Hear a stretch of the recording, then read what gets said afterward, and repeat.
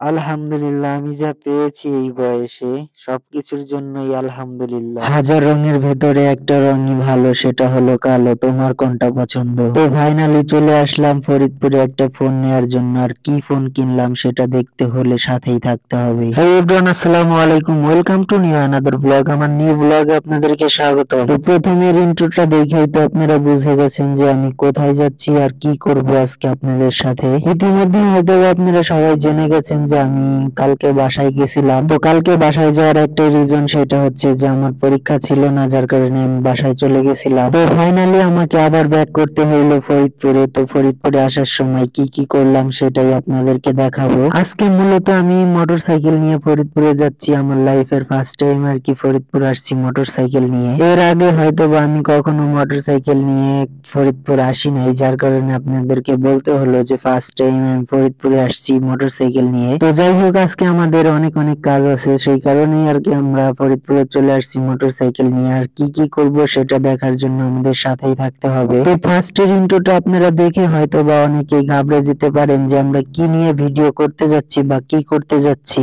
মূলত কাজটা হচ্ছে আজকে যাকে সামনে দেখতে পাচ্ছেন তার জন্য একটা ফোন আমরা কিনতে যাব। আর একটা ফোন কেনার জন্যই আমরা মূলত চলে আসছি ফরিদপুর শহরের মধ্যে।